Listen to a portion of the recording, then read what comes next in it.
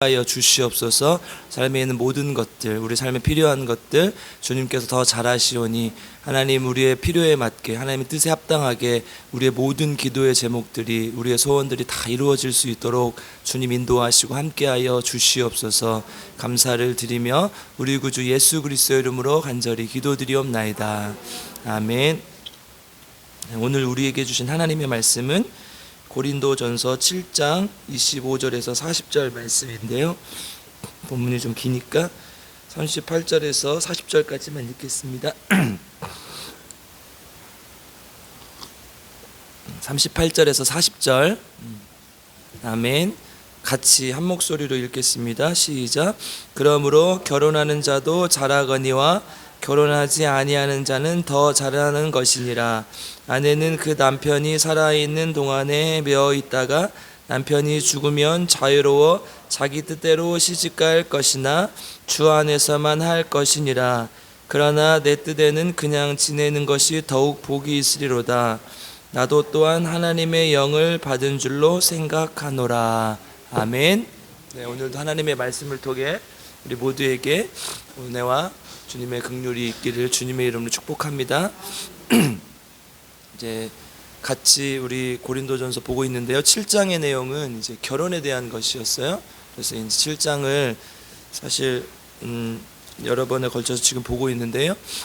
좀 정리를 좀 해드리면 첫 번째 시간에는 결혼에 대한 기본적인 생각, 오늘 본문 지금 38절에도 우리가 읽었지만 사도 바울의 결혼에 대한 것은 어떻게 정리하고 있냐. 첫 번째는 해도 되고 안 해도 되지만 사도 바울의 입장에서는, 복음을 전도자였던 사도 바울의 입장에서는 안 하는 것이 더 좋다, 이렇게 권면하고 있었죠. 두 번째, 그럼 결혼을 했으면 어떻게 하느냐. 음행하지 말고 절제하며 살아라. 그리스도인답게 거룩하게 살아라. 이것이 이제 결혼에 대한 권면이었어요. 두 번째는 뭐였어요? 이혼에 대한 권면이었어요. 이혼은 하나님의 기본적인 명령이, 성경이 말하고 있는 명령은 뭐예요? 이혼에 대해서 마음에 안 들면 이혼해라, 다 갈아치워라, 아니죠? 성경 기본적으로 이혼하지 말라, 이혼하면 안 된다, 하나님께서 짝지어 주신 것을 사람이 나눌 수 없다, 이것이 예수님께서도 말씀하신 것이고 그 전에 구약시대부터 하나님께서 약속하신 말씀이라는 거죠. 그런데 이혼을 허용하는 경우가 있다. 두 번째는 이혼을 허용하는 경우가 있다. 그런데 모세 율법에서도 그랬고 예수님도 그랬는데 이제 그리스도인으로서 살아갈 수 없을 때, 도저히 참을 수 없을 때, 또한 또 율법에서 약자를 보호할 때, 이럴 때 이제 이혼을 허용하는 것이었어요. 중요한 기준 하나 제시를 해요. 어저께 이제 사도 바울이 뭡니까? 구원받은 자로서 그리스도의 종으로서의 사명을 감당하는 삶. 한편으로는 죄로부터 자유한 자유인의 삶을 살아갈 수 있는 범위 내에서, 이것이 이제 가장 중요한 기준이 된다는 거예요. 너희가 정말 구원받은 사람으로 살아갈 수 있느냐, 그리고 구원받은 사람으로서 그렇게 그리스도의 종으로 살아갈 수 있느냐, 또 자유롭게 살아갈 수 있느냐, 이것이 이제 이혼을 허용하는 기준이 돼야 된다고 말씀드렸어요. 이제 오늘은 이제 오늘 본문은 사실 25절에서 40절인데 좀 길어서 제가 그냥 나머지는 그냥 한 절씩 보면서 읽어드리고 이제 오늘 3절만 읽었는데요. 결혼에 대한 기본적인 두 번째 이야기입니다. 결혼은 이제 아까는 결혼은 안 해도 되고 안 해도 되지만 안 하는 것을 더 권하고, 또 결혼을 했을 때 어떻게 할 것인가였는데, 이제 결혼은 어떤 사람과 또 결혼은 어떤 것인가에 대한 이야기가 나옵니다. 그래서 결혼에 대한 두 번째 이야기인데요.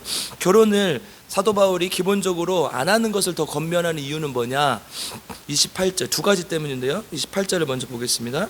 같이 읽겠습니다. 시작. 그러나 장가가도 죄짓는 것이 아니요 처녀가도 시집가도 죄짓는 것이 아니로되 이런 이들은 육신의 고난이 있으리니 나는 너희를 아끼노라. 아멘. 첫 번째 뭐예요? 육신의 고난이 있기 때문이죠. 결혼하면 힘들어요, 좋아요? 힘들어요? 큰일 났네. 결혼하면 좋아야 되는데.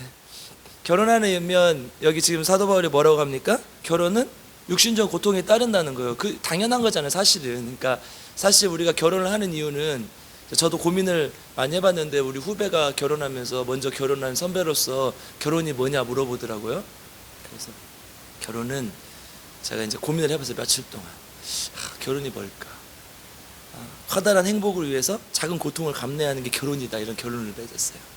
그러니까 더 우리가 하나님께서 이 땅을 만드셨을 때 혼자서 뭔가를 할 수 있게 만드시지 않았거든요. 인간 삶이 그렇잖아요, 자체가.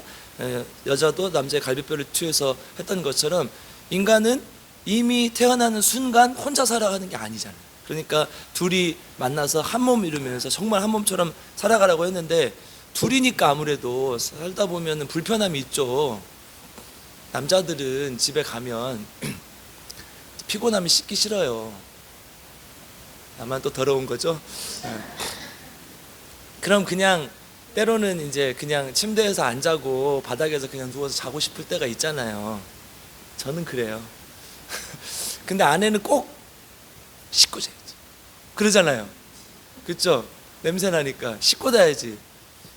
침대에서만 안 자면 되는 거 아니냐 이거죠.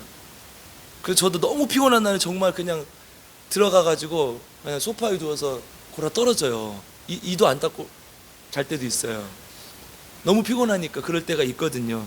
그러니까 결혼을 하면 힘들죠. 내가 이렇게 육신적으로 해야 될 일이 많아져요. 빨래도 해야 되고 설거지도 해야 되고 밥도 해야 되고, 또 100만 원은 혼자 살면 100만 원만 벌어도 되는데 200만 원을 벌어야 되고, 또 애들 낳으면 남자애들은 또 이렇게 에너지가 많아요. 하루 종일 놀았는데 저녁에 잘 때 또 놀아주래요. 침대에서 또 놀아주래요. 그러니까 애들이랑도 놀아줘야지. 그 가족과 관련된 일들이 좀 많아요. 그렇죠? 시아버지 생일, 시어머니 생일, 장모님 생일, 장인어른 생일 많잖아요. 그렇잖아요. 그러니까 육신적으로 힘들 수밖에 없는 거예요. 그러니까 사도 바울은 지금 얘기를 하죠. 결혼을 하는 순간 너희들이 육체적으로 힘들 수밖에 없다. 이거 너무 당연한 거다. 요 얘기를 하는 것이고, 두 번째 우리 34절 보겠습니다. 34절 시작.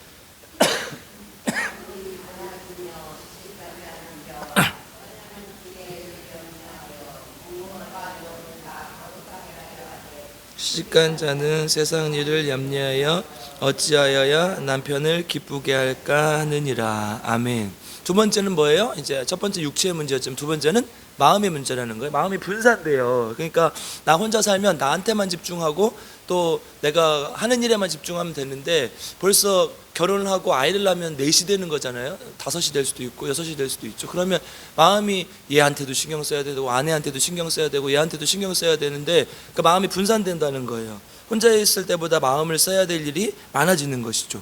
또 마음이 분산될 뿐만 아니라 마음이 힘들 때도 있죠. 혼자 있으면 겪지 않아도 되는 마음의 문제인데 있으면 힘들잖아요. 그렇죠?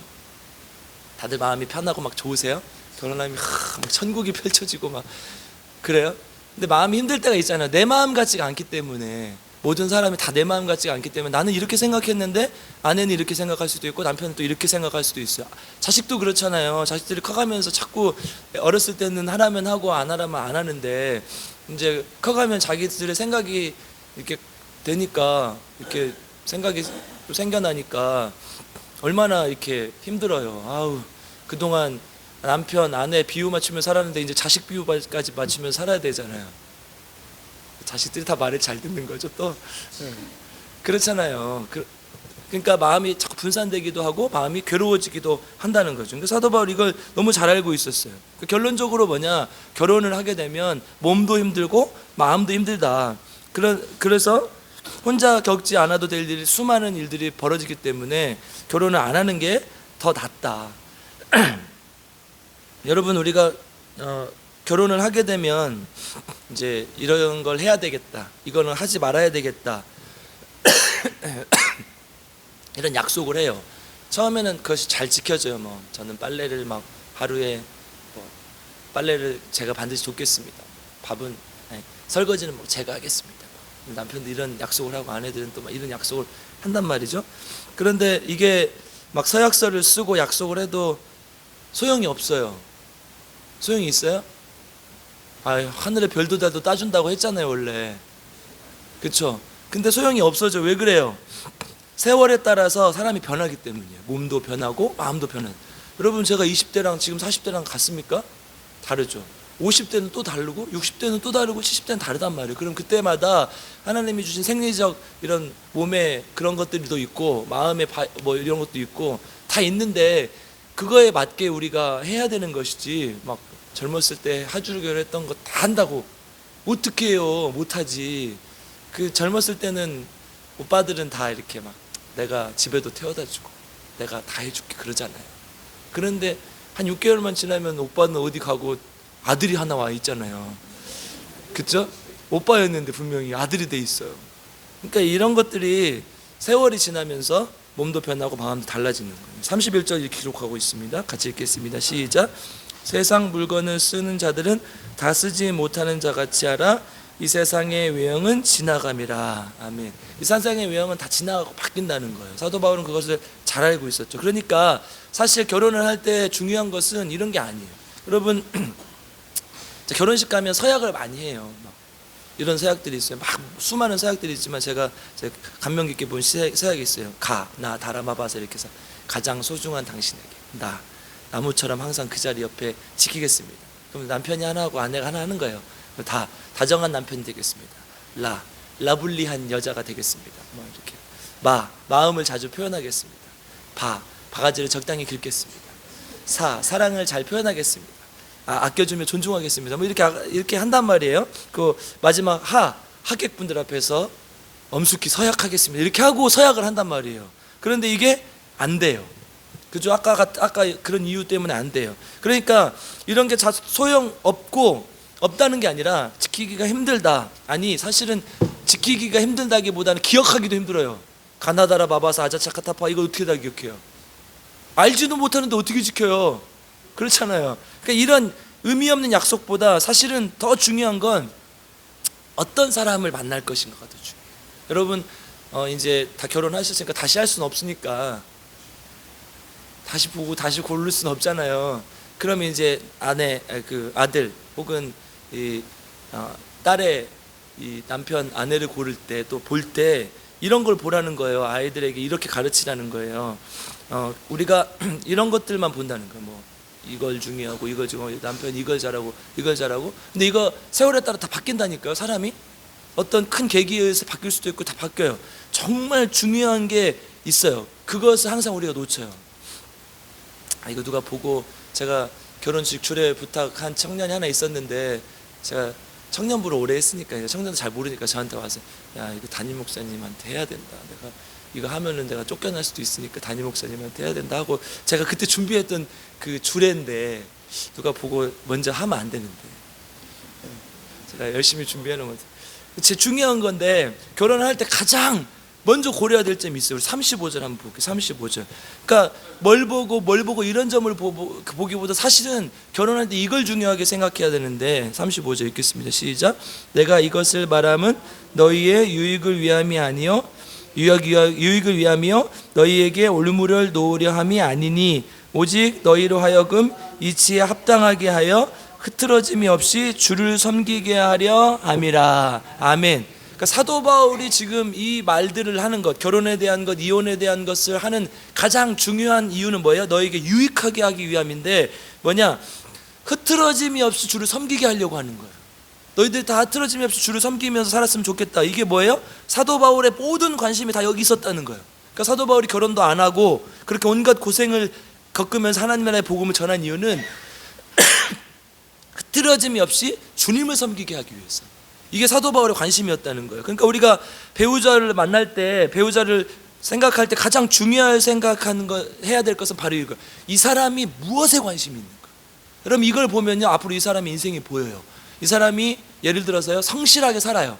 그런데 왜 성실하게 사는가가 중요해요. 여러분 성실한 것만 보고 결혼하면 절대로 안 돼요. 돈만 보고 쫓아가는 성실함과 하나님의 나라를 보면서 쫓아가는 성실함은 다른 거예요. 만약에 그 돈이 이루어졌거나 그 돈이 자기 마음대로 되지 않았을 때 그것만 보고 쫓아갔던 성실함은 무너지게 돼 있어요. 그렇죠? 근데 하나님 나라를 보고 쫓아가는 사람은 무너지지 않는 거예요.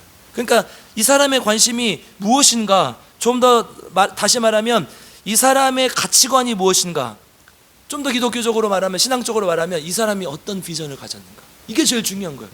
이 사람이 그러니까 기독교인이라고 해서 다 똑같은 믿음이 아니라는 거예요. 여러분 교회 다니면서도 내가 다른 것에 관심 있는 사람이 얼마나 많아요. 예배만 드리거나 뭐 또 그만 교회만 왔다 갔다 하는 사람들 얼마나 많아요. 근데 얘 교회 다니니까 괜찮아 이렇게 장가 보내고 시집 보내면요 큰일 나요 진짜. 절대 행복하게 못 삽니다. 아니면 그 사람 믿음을 버리고 살아야 돼요. 그것에 맞춰서 우리가 사도 바울 앞에서 이런 내용들을 많이 봤잖아요. 지금 결혼 갈리게 할 것이면 갈려라, 하나님의 복음을 전할 수 없으면 갈려라, 이렇게 얘기하잖아요, 사도 바울이.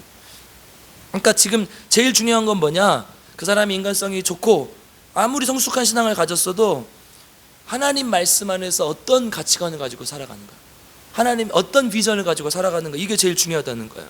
그러니까 사도 바울이 만약에 되게 사람도 좋고 또 성숙한 신앙을 가졌지만 또 때로는 뭐 급하기도 하고 그러지만 여러 가지 인간적인 면을 가졌지만, 만약에 결혼을 얼굴이 예쁘고 치장하기만 좋아하고 가만히 있기를 좋아하는 사람이랑 결혼했으면 사도 바울이 복음을 전할 수 있었겠어요?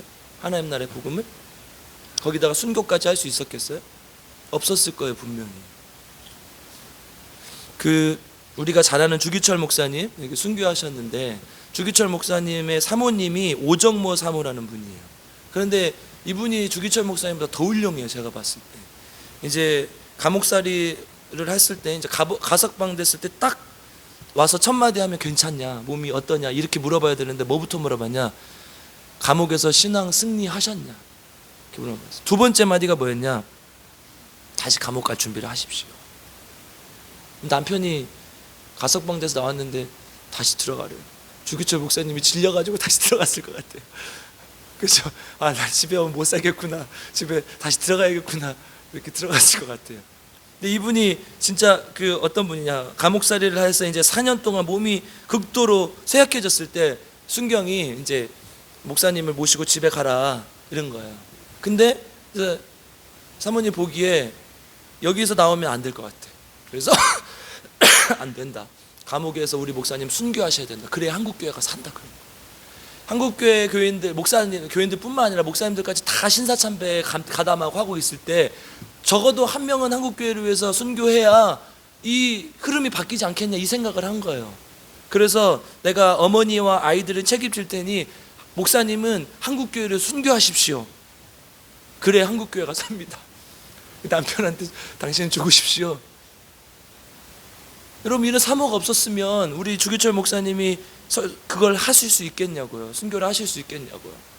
아들이 걱정돼서, 아내가 걱정돼서, 어머니가 걱정돼서 나오지. 이렇게 당찬 아내가 없었으면 안 됐을 거라는 거예요. 교회가 폐쇄된 뒤에도 교인들이 신방하면서 교인들 돌봤고 뭐 먹을 것이 없어서 없을 때 일부러 금식하면서 기도했고, 해방이 된 뒤에 이제 주기철 목사님이 기리면서 산정형 교회가 주기철 목사님 교회였죠. 산정형 교회가 주기철 목사님 막 추앙하면서 그렇게 하니까 주기철 목사님 우상 만들지 마라, 하나님께 영광을 돌려라, 이렇게 사모님 얘기하시고, 또 김일성이 온갖 금은보화를 지폐를 막 이렇게 가지고 왔다. 그때 다 돌려보내면서 다니는 거 필요 없다, 목사님의 이 순교를 내가 헛되이 할 수 없다, 이렇게 다 돌려보냈다는 거예요. 이런 사모가 없었으면 이런 순교가 절대 나올 수 없었다. 오직 하나님만 높여라. 이렇기 때문에 대한민국의 믿음의 조상 같은 분을 우리가 기억할 수 있었던 거예요. 여러분, 만약에 주기철 목사님 이런 분이랑 결혼 안 했으면 한국교회에 이런 발자취를 남길 수도 없을 뿐더러 우리에게 좋은 신앙의 선례를 남기지 못했을 거라는 거예요. 여러분, 우리가 믿음이 있다고 하면서도 어디에 관심이 있는가 보세요. 우리 누군가가 사위가 된다고 왔을 때, 누군가 며느리가 된다고 왔을 때 그 사람의 이 관심이 어디 있는가를 봐야 된다. 여러분, 우리의 관심은요, 대부분 어디에 맞춰져 있냐면요, 우리가 행복하게 사는 거에 맞춰져 있어요. 기독교인들도 다 똑같아요. 여기에 맞춰져 있으면 힘들어지는 거예요. 왜냐하면 내 행복과 멀어졌을 때 하나님을 원망하게 돼 있어요. 내가 인생을 살다 보면 행복하지 않은 길로 갈 때도 있잖아요. 그렇죠? 돈을 벌고 싶은데 돈을 못 벌 때도 있고, 또 건강하고 싶은데 건강하지 못할 때도 있고, 그런데 그것에 다 초점이 맞춰져 있으니까 이렇게 가다가 자꾸 어긋나니까 하나님 왜 나는 이렇게 해야 돼? 이렇게 되는 거예요. 행복이라는 건요, 우리가 추구해야 될 목적이 아니에요. 행복은 우리가 추구해야 될 높은 성, 좋은 성에 가는 길에 있는 좋은 풍경일 뿐이에요. 제가 한 말이에요. 이거 잘 적어놨다가 나중에. 행복이 우리가 추구해야 될 거예요? 아니라니까요. 행복은 우리가 가는 인생의 여정 가운데 있는 좋은 풍경일 뿐이라니까. 옆에 보면 좋은 나무도 있고 또 예쁜 꽃도 있고 좋은 과실도 있는 거예요. 이게 행복이에요. 근데 가다 보면 비탈길도 있고 가시밭길도 있고 그런 거죠. 이게 우리가 행복하지 못하다고 하는 순간이죠. 인생의 길에는요 그런 게 다 있는 거예요. 그러니까 가장 중요한 것은 우리의 성이 무엇인가, 우리가 무엇을 바라보고 있는가, 이게 중요하다는 거예요. 결혼할 때 반드시 이걸 봐야 돼요. 여러분 생각해 보십시오. 우리가 만약에 이 비전을 우리 행복에다 두고 산다면 그 아까 말했듯이 그것이 틀어졌을 때 우리가 하나님 원망하게 됐어요. 그런데요, 내가 그 비전을 향해 달려갈 때 그럼 나의 삶은 어디 있는가, 이런 반문을 할 수가 있어요. 그런데 하나님께서 우리를 만드셨기 때문에 하나님의 비전을 쫓아서 갈 때 우리의 모든 꿈도 실현이 되는 것이고 우리의 모든 게 다 행복해지는 거예요. 우리를 만드셨고 우리를 가장 잘 아시기 때문에. 여러분 좀 더 구체적으로 생각을 해보면요, 우리가 어떤 하나님 비전을 향해 달려갈 때요, 보통은 자기가 못하는 걸 하지 않아요. 자기가 잘하는 걸 하고 자기가 좋아하는 걸 하게 돼 있어요. 그게 우리의 꿈이고 우리의 소망인 거죠. 그것을 통해서 하나님의 비전을 이루어 드리는 거잖아요. 그러면 그 과정에서 내가 좋아하는 것도 하고 내 꿈도 이루어진다는 거예요. 당연한 건 아니에요? 그런데 내 꿈을 포기하고 하나님만 쫓아갈 수 없다, 이렇게 생각하니까 문제가 생긴다는 거예요. 우리는 하나님께 주신 비전을 공유하고 함께하며 살아갈 사람과 결혼해야 된다는 거예요. 그래야 하나님의 백성답게 살 수 있고, 때론 힘들고 어려워도 또 아기를 낳을 때도 여러 가지로 고민이 될 때도 그 길을 벗어나지 않고 계속 갈 수 있다는 거예요. 이것이 결혼이라는 거예요. 그러니까 여러분 이제 우리 딸의 배우자, 아들의 배우자를 고를 때 네가 뭘 봐야 될 것인가 했을 때 뭘 봐야 돼요? 비전이 뭔가, 뭘 향해서 달려가고 있는가, 이걸 봐야 된다는 거예요. 그러면 서로를 응원하고 서로가 힘들 때도 이 꿈을 향해서 달려갈 수 있게 지지해 줄 수 있다는 거예요. 함께 할 수 있다는 거예요. 그래서 저는 아내한테 그랬어요. 결혼할 때 너의 꿈이 뭐지? 그리고 내가 너를 행복하게 해줄 거라는 기대를 버려라 그랬어요. 행복하게 해줘야 막 꼬셔야 넘어올 거 아니에요. 근데 네가 하나님을 사랑하는 만큼 나를 사랑하게 돼 있고, 내가 하나님을 사랑하는 만큼 너 사랑하게 돼 있기 때문에 나는 하나님을 사랑하는 마음으로 너를 사랑하겠다. 넘어왔겠어요? 안 넘어왔겠어요? 넘어왔어요. 그러니까 뭐냐, 우리가 하나님을 사랑하는 마음으로, 하나님의 비전을 향해 가는 마음으로 배우자를 고르고 배우자를 바라봐야지. 그래야 문제가 없지. 내가 사람을 바라보면 이 사람이 반드시 나를 실망시키게 돼 있다니까요. 언젠가는 한 번쯤은 그래요. 사람이기 때문에 실수도 할 수 있고, 사람이기 때문에 결점이 있고, 사람이기 때문에 부족함이 있는 거예요. 근데 그 사람만 보고 쫓아왔다가 내가 너만 보고 너만 믿고 달려왔는데 이게 뭐야? 이렇게 된다니까요. 근데 우리는 누굴 보고 달려가요? 하나님을 보고 달려가요. 우리는 뭘 보고 달려가요? 하나님의 비전을 보고 달려가요. 그러니까 배우자를 고를 때, 배우자를 볼 때 재력이 좋은가, 성실한가, 이런 것도 중요하지만 진짜 이 사람이 무엇을 보고 달려가고 있는가, 이 사람이 무엇을 위해서 살아가는가. 그래서 사도 바울이 이렇게 얘기하죠. 39절 같이 읽겠습니다. 시작. 아내는 그 남편이 살아있는 동안에 매여 있다가 남편이 죽으면 자유로워 자기 뜻대로 시집갈 것이나 주 안에서만 할 것이니라. 아멘. 뭐라고요? 주 안에서만. 이게 사도 바울의 비전이었다니까요. 그러니까 다른 건 보이지 않죠.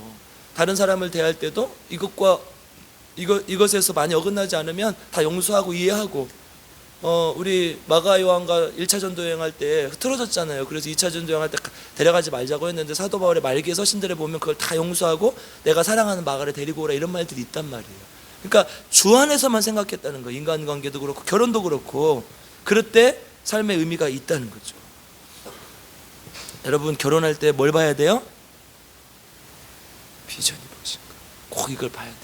그래서 이 사람이 왜 지금까지 살아왔고 앞으로 왜 살아가야 되는지를, 이유를 잘 알고 있는가, 이걸 봐서 하나님의 비전을 품고 있는 사람들, 그리고 우리 자녀를 키울 때도 하나님의 비전을 키울 수 있게 이렇게 키워야 된다는 거예요.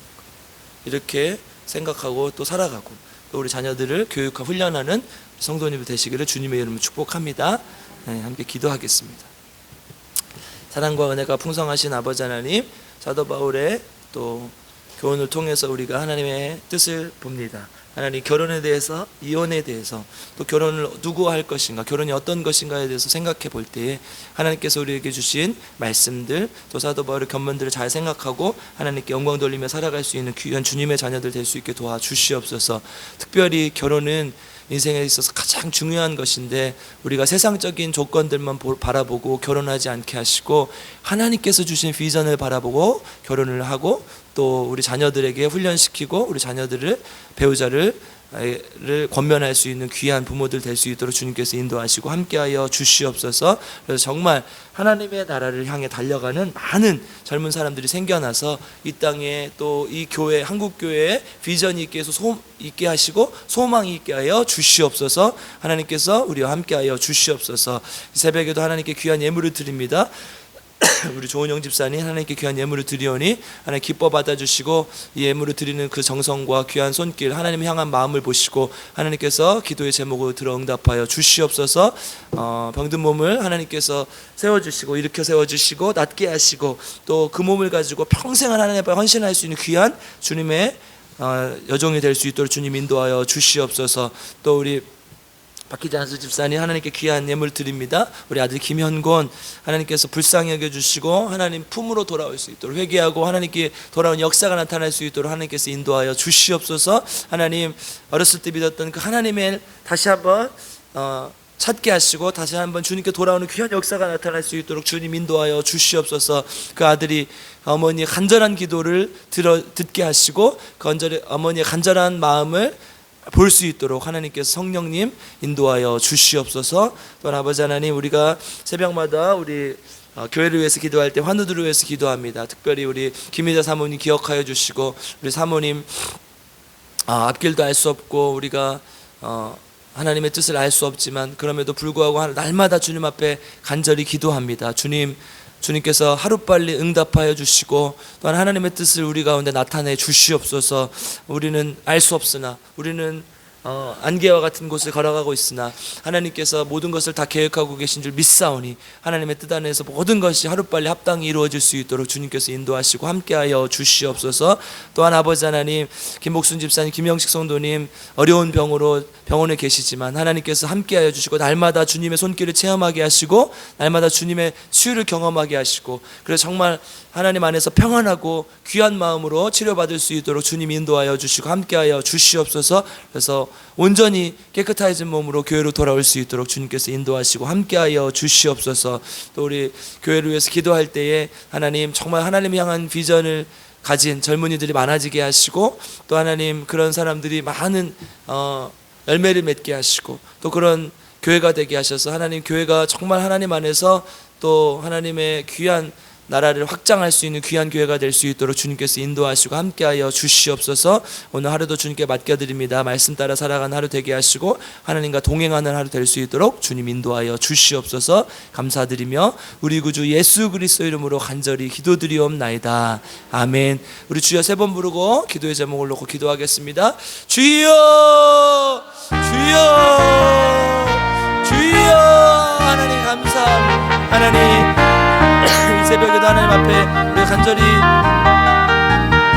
기도의 제목을 가지고 나왔으면 하나님 우리의 간절한 기도의 제목을 들어 응답하여 주시옵소서. 특별히 하나님 날마다 주님 앞에 무릎 꿇으며 하나님 앞에 나아오니 하나님 우리가 습관적으로 하나님 매너리즘에 빠져서 기도하는 것이 아니라 정말 날마다 간절한 마음으로 주님 앞에 기도하게 하시고 하나님께 영광을 드리시는 주 인도하여 주시옵소서. 주여 아버지 하나님, 우리가 무엇보다도 먼저 새벽을 주님께 드리며 무엇보다 먼저 하나님께 나아옵니다.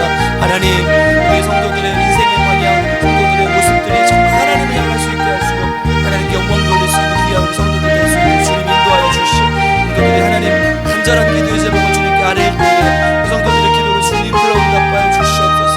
인간의 욕심과 정욕대로 구하지 않게 하시고 오직 주님의 나라를 위해서 오직 주님의 뜻 안에서 이루어질 수 있도록 주님 인도하시고 함께하여 주시옵소서.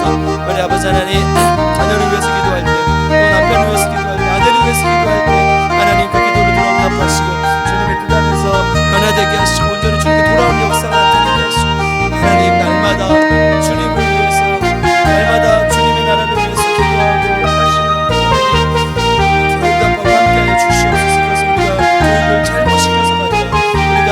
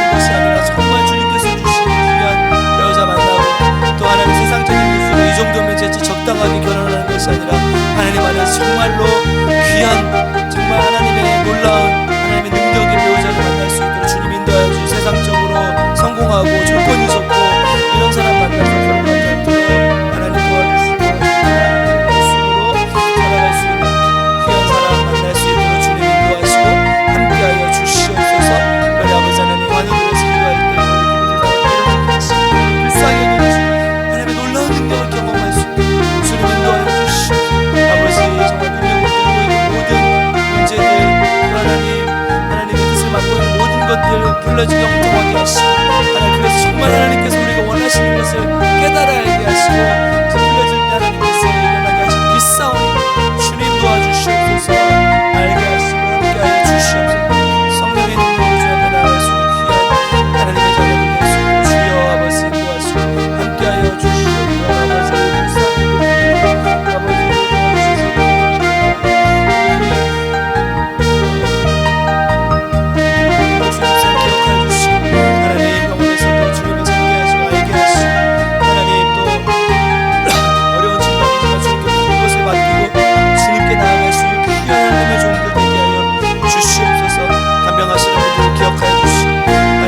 주셔서 변명할 때 한 문제 없게 하시고 또 하나님 저를 위해